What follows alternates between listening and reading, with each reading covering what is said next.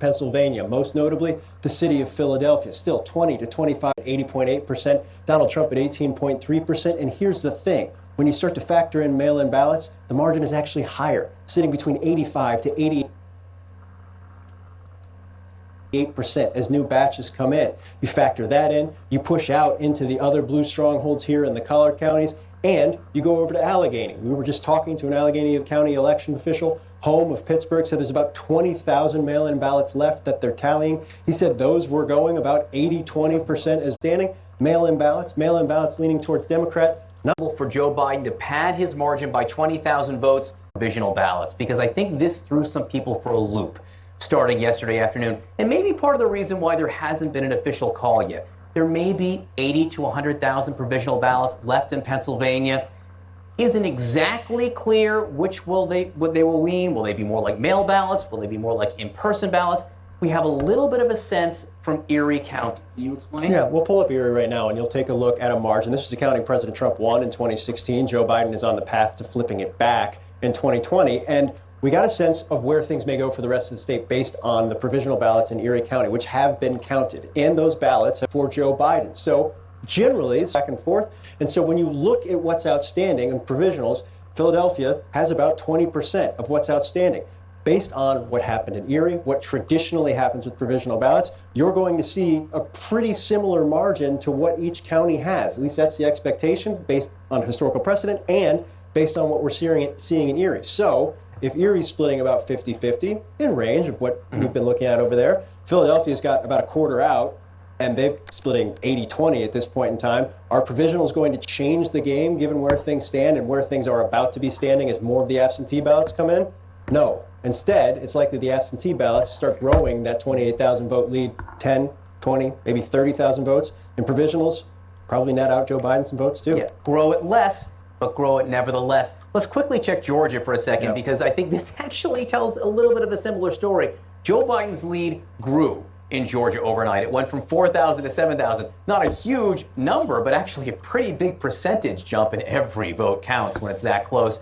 It came from Fulton County. What types of ballots were they? Provisionals. They were a mix of a few absentee ballots, which obviously have been going heavily Democratic, but also provisional ballots as well. And why does that matter? Well, you look at the margin here in Fulton County. Again, largest county in the state of Georgia, home of Atlanta, Democratic stronghold, 72.6 to 26.2%. And when you saw the provisional ballots mixed in with a little bit of absentee come in Atlanta, mostly matched up with this margin. Again, sticking with what we were seeing in Erie. Just because they're provisional ballots doesn't mean they're going to all of a sudden move away from what we've seen margin-wise in each of these counties. The county Christmas, but most importantly, when you pull out and you look at Georgia, as provisionals come in, about 14,000 outstanding right now, some universe of a couple thousand military and overseas votes that were waiting to come in as well.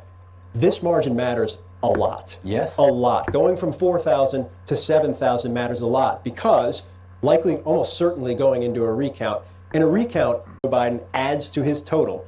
Every vote gives him more of a cushion to whenever that recount happens, the likelihood that Joe Biden holds on to the state of Georgia. Recounts tend to change dozens votes, maybe hundreds at the tops. I can't think of a time where they've changed thousands. As for Christmas, new ballots, we could get a Keystone Christmas sometime over the next several in Philadelphia. Allison?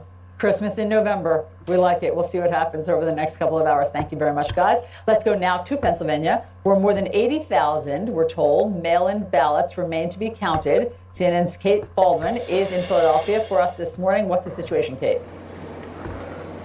Hey there, Allison. It's not a question of whether they're counting right now. It's why is it taking so long to finish? The short answer really is that the group of ballots that they're dealing with here in Philadelphia, that they're working with, they require extra attention. They require more review.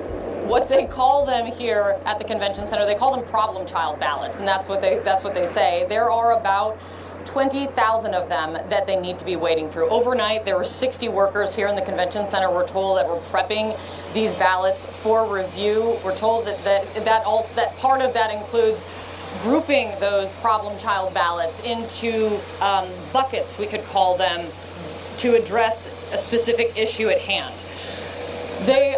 We are told that work, starting that review, they should be started right now if they're keeping with the schedule that they have laid out. They're also looking at 18,000 provisional ballots that they have not gone through yet, and we're told that they're not likely to be going through those until next week, starting with those on Monday. So the entire focus here in this massive cavernous warehouse space that they are in a variety of things. So we are told that there are going to be updates coming today, but how soon and how many, there is not clarity on that quite yet, Allison. Okay, we will try to get some answers for you and for the viewers and for all of us. Thank you very much, Kate, because joining us now is the Lieutenant Governor of Pennsylvania, John Fetterman. Lieutenant Governor, thanks so much. I know it's a busy day. Thank you for being with us. Sure. So help us set our expectations. Do you have any sense of when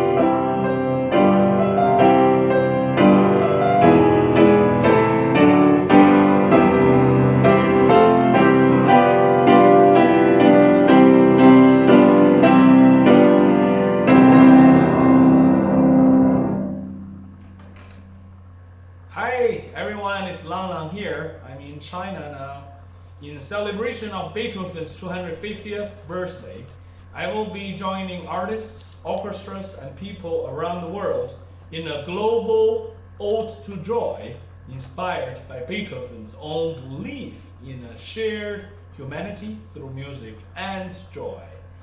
We want the global ode to joy to spread positivity in this very difficult time.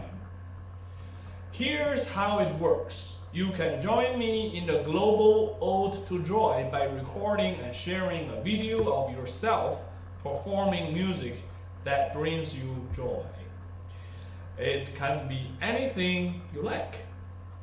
All you have to do is upload your video to YouTube and tag it with the hashtag global ode to joy and hashtag long long ode to joy, and I will share as many of your joyful videos as I can. I know this has been a hard time for everyone, but I'm hoping that together we can add a little joy into the world as Beethoven would like us to do. 最后一句话再说一遍。